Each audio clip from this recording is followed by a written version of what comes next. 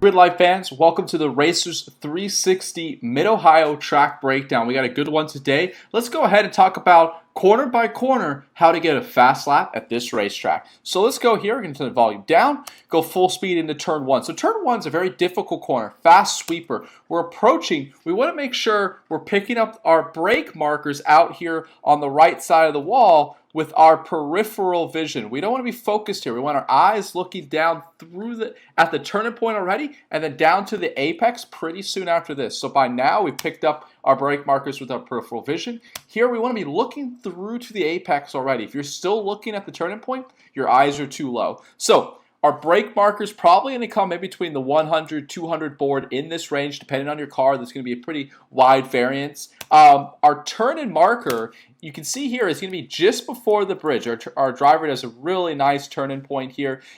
This kind of black piece in the wall, if you're very observant, is something that you can pick up on. But typically, as we're approaching the bridge by about a car length or so before, we want to start slowly turning in.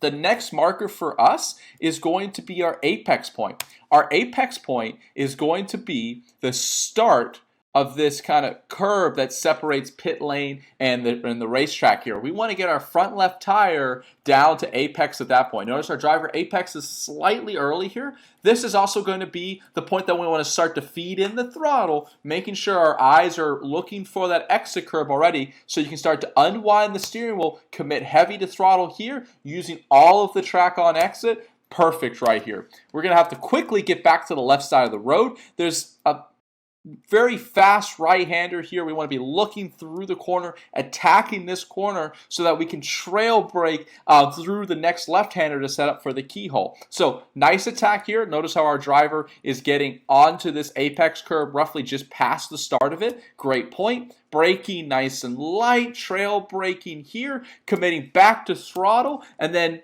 opening those hands. I prefer where the Corvette is here. We're just opening up, use the track, and then you don't really need to set up to the left here, or sacrifice to the left for the keyhole. Right now, I'd like to start trailing off.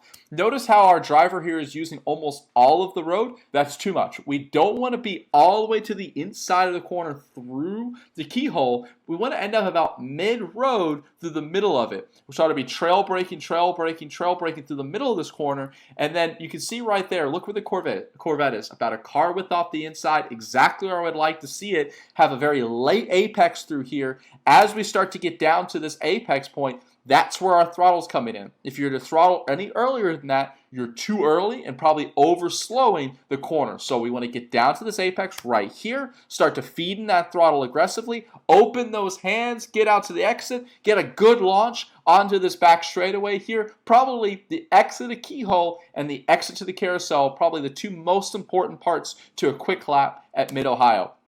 Going farther forward, make sure you have a nice breath down this back straightaway. Eyes are up. Check in on yourself. Make sure you're concentrated here. So again, brake markers here into turn 5 here are going to be along the left side here, but make sure you're picking them up with your peripheral vision. Right now, I want to be focused on the turn-in point, not trying to find where my initial brake zone is. So I'm looking for that turn-in marker. Right about the 500 board, 400 board in this range is going to be probably where most cars will be braking. Some of you might get inside of that a little bit. Notice our car here, right at the 400 board. Turn 5, total entry speed corner here. I want to really roll a lot of speed, only get up to the throttle just after the apex point because it's a short little chute in between 5 and 6. So I can't make up enough time by backing up my entry speed and getting the throttle. So work on a nice trail brake through this zone. Right here, I want to start releasing. You can see our turn-in marker. There's a nice patch right here that's going to be where we kind of start to bend in the car. And then turning more aggressively. We don't want to be apexing the start of this apex curve. Notice how our driver right here has a really nice apex right about mid-curb. That's going to be our correct point for the apex. And if you're on throttle already, you've overslowed the corner. There's a lot of good camber in here, and that's why we went a little bit earlier of a turn-in marker. So you can use that camber. I want to start applying the throttle right about here, and I don't want to sacrifice anything on corner exit. You see a lot of drivers holding it right to set up for turn 6. Let's get to throttle. Let's bring that speed in. Use all of the road on exit. But don't get your hands straight. Don't be lazy here. Try to work it a little bit further back to the right. Our driver does a pretty good job here using all the track and then getting a little bit lazy with a little bit not aggressive enough getting back to the right. So use all the track. Continue to turn it right to get about a half car width off the inside. Maybe if you've got a really gripped up car, you can get a car width off the inside. That's all we need. Then up the hill, super light brake zone. We do want to be apexing the start of this curve, holding the apex, and then as you get more and more laps, you're going to get a feeling for where you can start to unwind the steering wheel. You're going to be unwinding it before you can see the corner exit because we want to make sure we're using all of the road on the track out. Notice how our driver here doesn't end up using all the road. They have about a car width or so out over here that they're not really using. We want to get out there a little bit earlier, so we want to start unwinding the steering wheel just a little bit earlier. Let's take a look at where our driver's unwinding that steering wheel. Come here. So we're coming in, we're apexing. Right here, start to unwind it about mid curb or so. We don't need to continue to hold it. That'll happen more and more with laps. It's blind on exit. Again, don't be lazy here in between 6 and 7. Really hustle the car back to the left. Perfect. We can see here where the patch of asphalt is right now where it gets darker. That's going to be our initial turn-in marker. Trail braking, bam, to throttle here. In a higher horsepower car, you may need to sacrifice a little bit on the exit of 7 and keep the car kind of 3/4 to 5/6 of the way over to the right to set up for this next left-hander up into madness. In a low horsepower car, you might be able to use a little bit more track. I never want to end up using all of the track out to the left. This is about as far to the left as I want to be out of turn 7. So judge that a little bit on how much power, how much grip you've got. If you need to have a big lift up the left hill, into madness, then sacrifice a little bit more out of 7. If you can be easy flat through madness, then let yourself bring a little bit more speed through turn 7,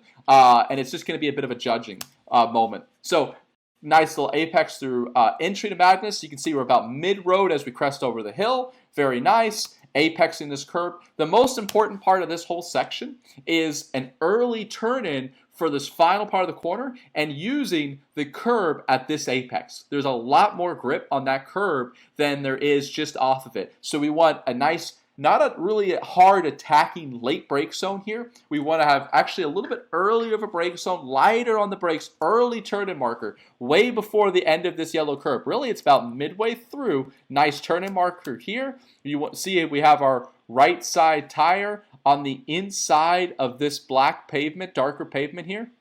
And here's the curb. We want to be apexing the start of this curb, and I almost want to feel like my right front tire is in the dirt almost here. So we can go a little bit farther forward. You can see our driver, very, very nice job using all of that curb. Right here, we start to get to throttle. It's blind on exit. The car is going to get light, so just be prepared for that, especially in a rear-wheel drive, high horsepower car. You might get a little bit of exit oversteer here, so anticipate that. Start to unwind the steering wheel right as this hill is about to crest. You can see right here, we're about to crest. Notice our driver starts to unwind as the rear goes over that. That's perfect, using all the road on exit.